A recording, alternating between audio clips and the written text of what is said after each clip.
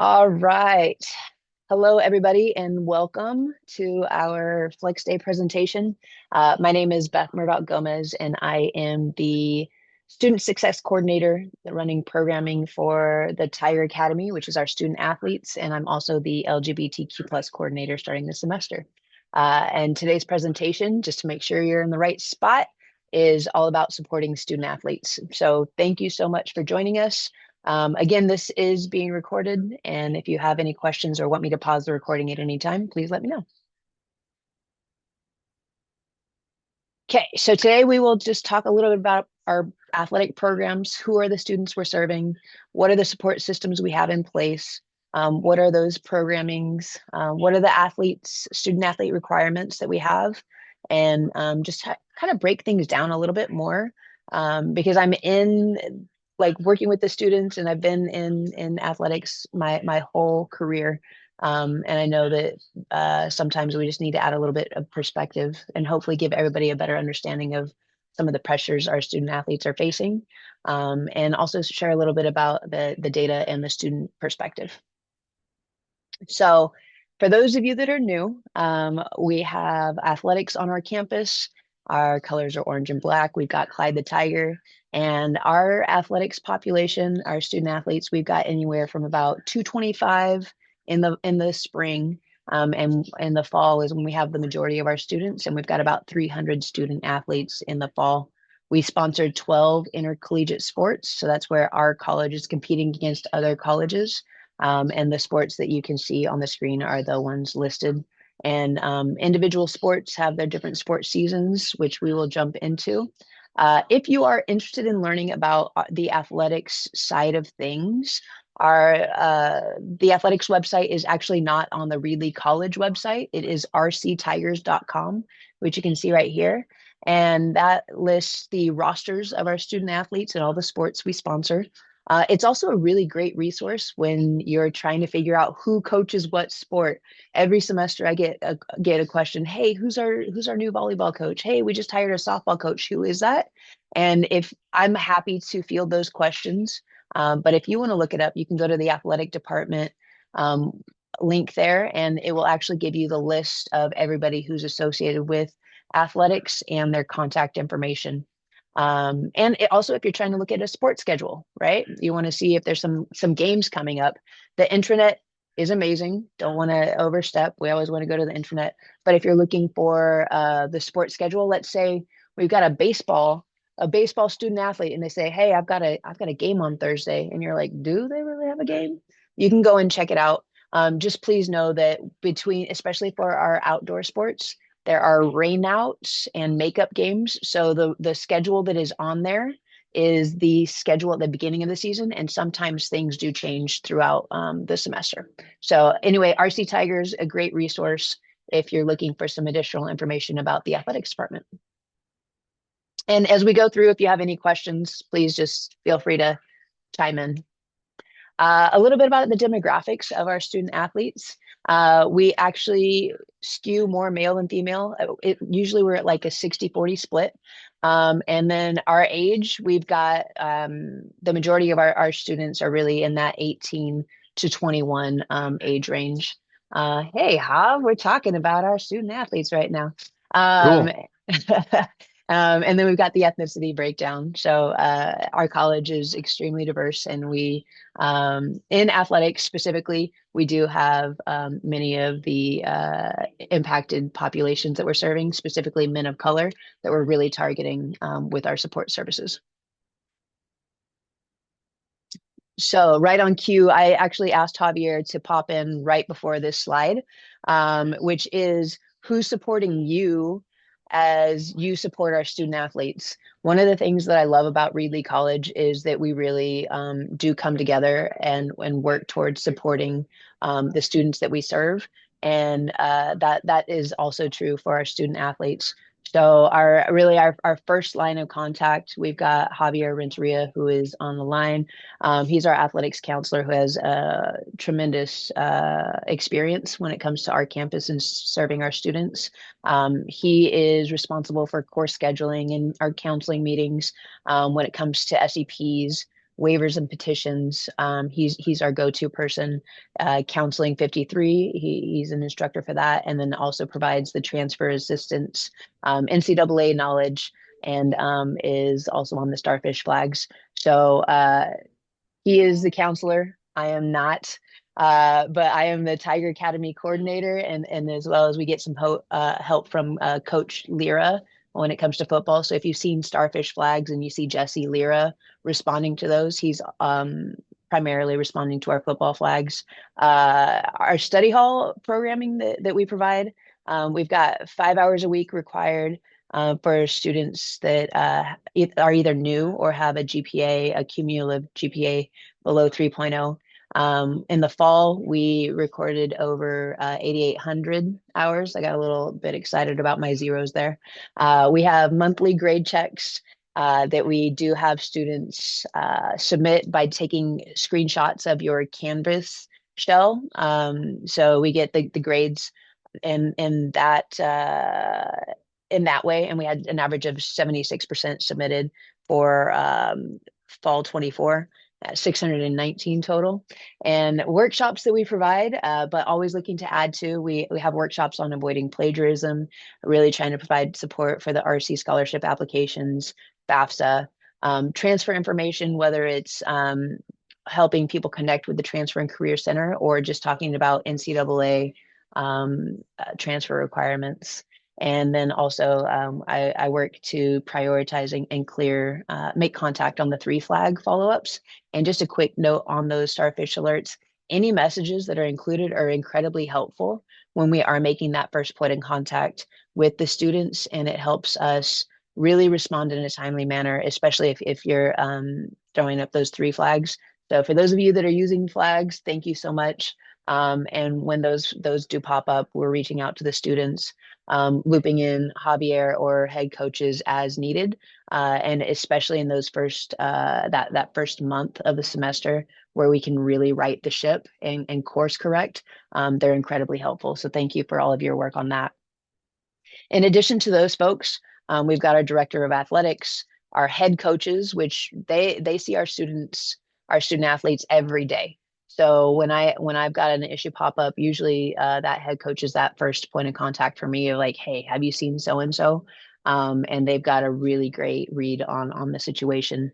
We've got our athletic trainers. They have a whole other uh, relationship with those students and trust built up. So the athletic trainers are another fantastic resource. They're checking in on their physical health and mental health as we go through the semester. And DSPS we also work with when it comes to student injuries, whether it's a concussion or a knee surgery, all of those things that can impact students' ability to get to class or complete coursework. And then, of course, you all are our support people as we are helping our student athletes really work towards their academic, athletic, and personal goals in their time here with Reedley College. And this is also especially for the instructors out there. Our head coaches, Javier, our director of athletics, none of us are ever going to pressure you to pass a student who hasn't done the work. It doesn't do them any good. It doesn't do our institution any good. And we support you as you uphold the rigor that is required by your discipline. So just know that is never going to be a situation where I'm like, hey man, this is a top recruit. Can you give them a little nudge?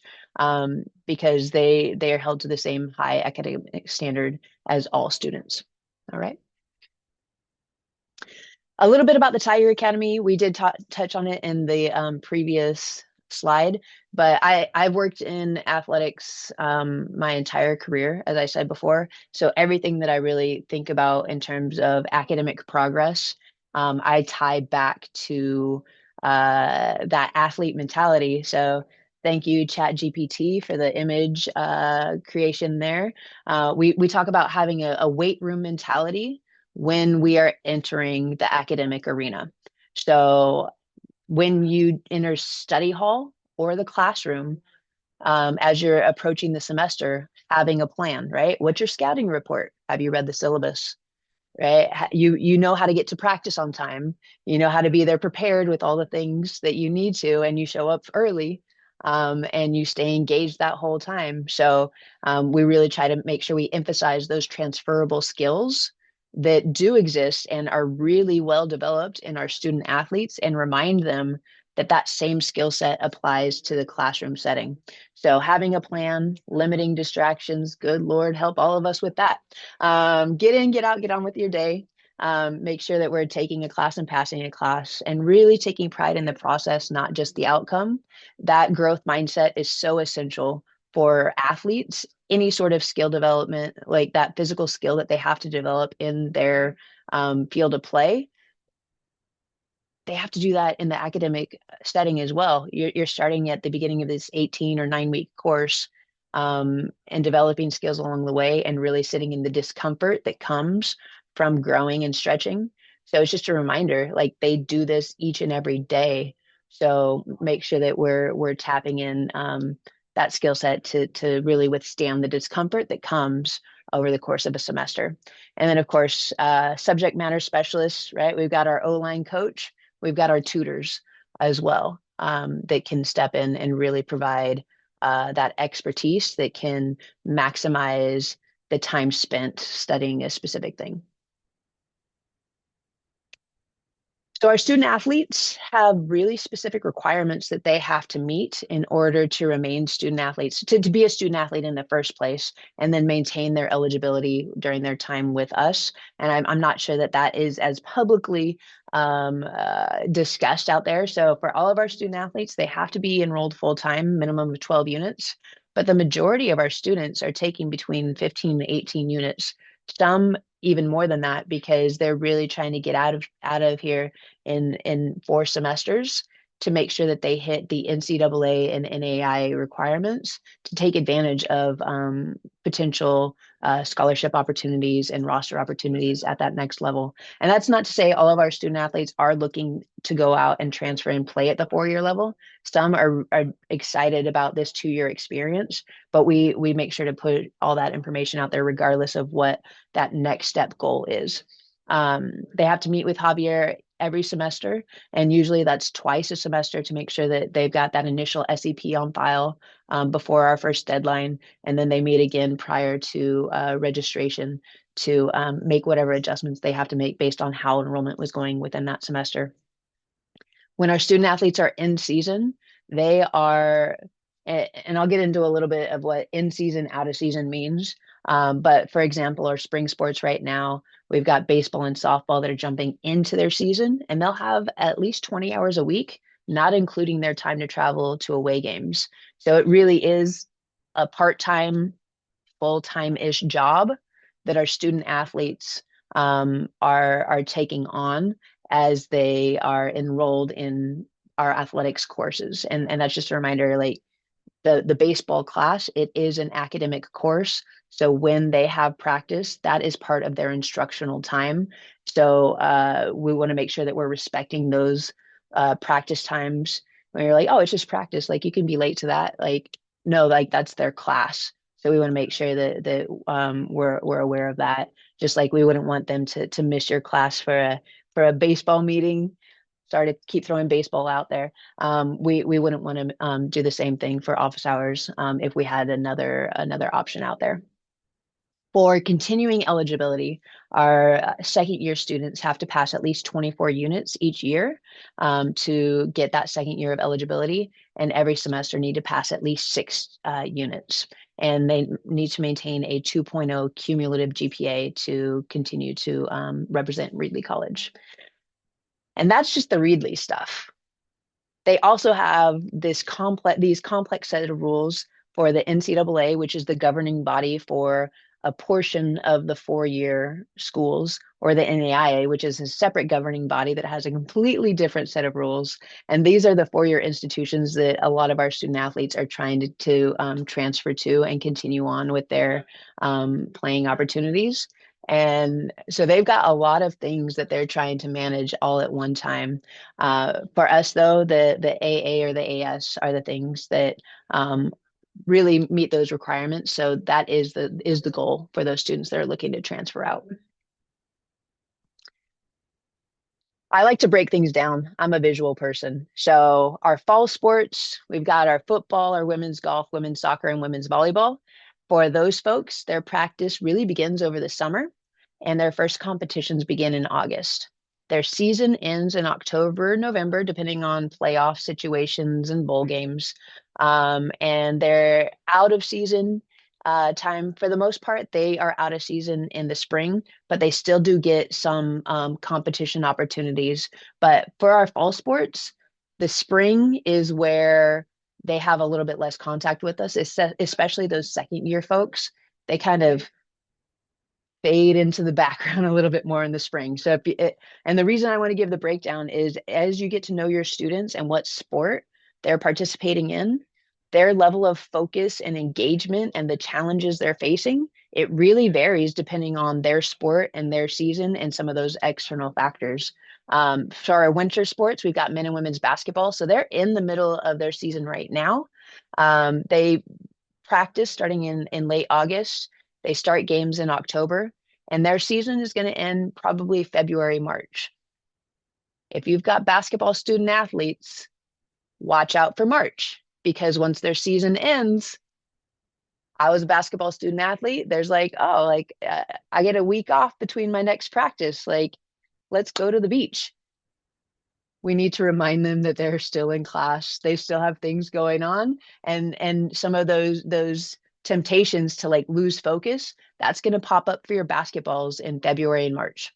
And again, for them, they'll probably take a little bit of a break and get back into it maybe in April and have a couple weeks as they head into summer. Our spring sports, we've talked a little bit about baseball and softball. And we also have men's golf and men and women's tennis. And for them, they practice in the fall, but right now in January, they're really ramping up for their season. And their seasons will end in April or May, depending on the playoff situation. And for some of those things, they get really limited notice where they get over the weekend, they'll be told that they're going to play somewhere on a Tuesday. So there would be limited notice in terms of potential missed class time that maybe wasn't on the radar initially. And what we try to make sure that they do is proactively communicate that. Equestrian are four-legged athletes. They start in September and October, and they compete through May. And even with equestrian, we had somebody reach the national level competition last year, and that resulted in additional missed class time for that student for this amazing opportunity to represent really on a national scale. Semester breakdown. I love a good semester breakdown and I love connecting it to basketball. So I break the semester down by quarter. If anybody knows basketball, you've got some, right? Women's basketball, we have the quarters. You can break it down in like halves, but I really love to break it down into a quarter basis because quarter one, August and January, we focus on mastering the art of showing up, getting a lay of the land, establishing your system, right? We just need to know where everything is. Good luck to everybody on Monday. The second quarter in February, right? I've already had a chance to figure out what's the syllabus, what's the flow of my week. I've gotten some assignments turned in. Now it's all about fine tuning my system, establishing positive habits and ditching the ones that hurt your progress. Quarter three, this is where the growth happens. It's also where we start to lose students. They lose confidence, right? They March, meh, awful April. We have to make sure we embrace the suck and we talk about it because that is where the growth happens. And if we can just remind them that it's a short-term period, and if they get through it, they're going to be better for it. And then quarter four is all about finishing strong. And then little stoppage time, 2-minute drill, right? Whatever the case may be. That's our final push in May to really make sure that the work that we've done in the first 4 quarters help maximize our results. When it comes to our student athletes, for some of them, their identity is athlete is one of their primary identities, and identity threat can really impact their performance in their personal life, but it can also impact their academic motivation and performance. And so if things aren't going very well on the field, or they have a big loss over the weekend, you might notice that they are not showing up on Monday to class. Ways that we can inoculate students against identity threat is making sure that we're building connection, not only asking about their sport, but what other interests do they have? Do they have a job? What are some of the outside responsibilities they have with their family or siblings? Do they have children of their own? Recognizing the time of the semester when the identity is most threatened, big loss, poor performance, end of the season, maybe they're not playing, maybe they're not getting recruited by 4 years, and that NFL dream is getting a little bit shaky. And then also avoiding stereotypes and generalizations that they're only here for their sport or they're dumb jocks. Once they kind of feel that they've been judged in that way, they're going to be a lot less likely to engage. On top of that, our student athletes share the same struggles that our general student population: food and housing insecurity, relationship issues, mental health, and the list goes on. So some things to consider as you plan ahead.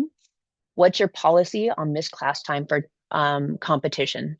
What if that competition date conflicts with an exam or a group assignment, maybe a major presentation? Our student athletes should not miss class time for a team practice or a meeting, and they need to communicate all missed class time in advance. But these issues will pop up, so it's just having a plan for it and knowing that it could potentially impact you. Injuries and concussions occur in the spring. Our football students, a lot of the times they have 4-year college coaches and recruiters that come to campus on short notice. Um, what what's the option for that? Especially if it's conflicting with class time. They shouldn't be missing your class time, but we all know the reality is sometimes they're like, a coach is there, I'm out. So just having those conversations, rainouts and rescheduled contests, and postseason competition will all be things that pop up this semester. So just some things to remember: student athletes tend to be driven by competition and have an urge to push themselves, but they can still lose confidence like any other student. They're accustomed to moving their bodies, so sitting for long periods of time can lead to off-task behavior, especially if they're already tired from a long practice. They should communicate respectfully in advance if they do have missed class time coming ahead. They're nervous just like any of the first year students, even those that look big and strong and confident. Sometimes those are the ones that are like the least confident and the most nervous. They're used to being coached and really do appreciate feedback and the opportunity to know whether the adjustments they made are the correct adjustments. And sometimes they're going to miss the mark. So they may fail a class. Please encourage them to keep going, even if they don't pass your class this time.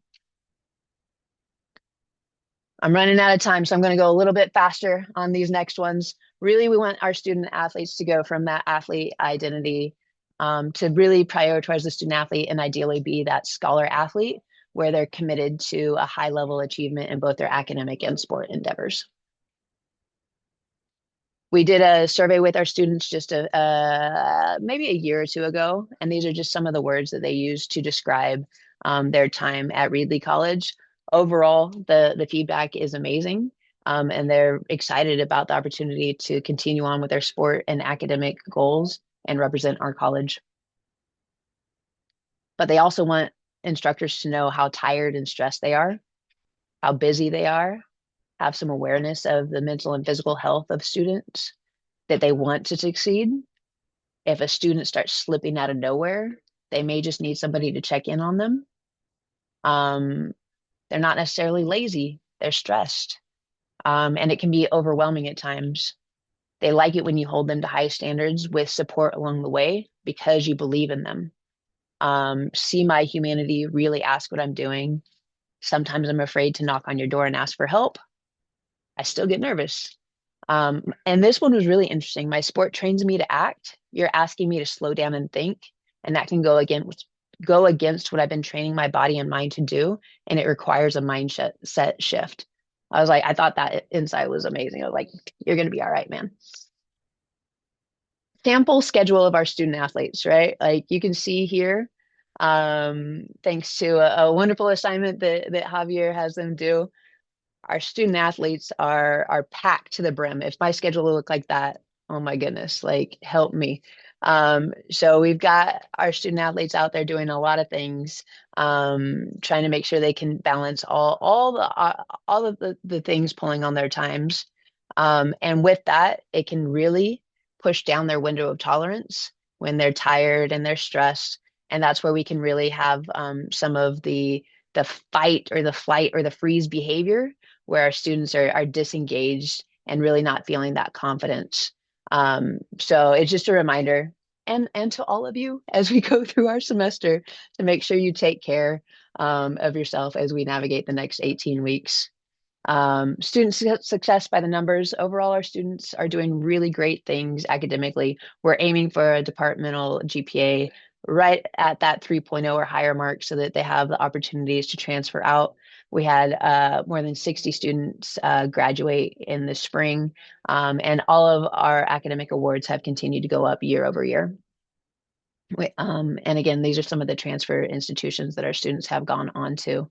Um, our course success rate is about 10 percentage points higher than the general student population.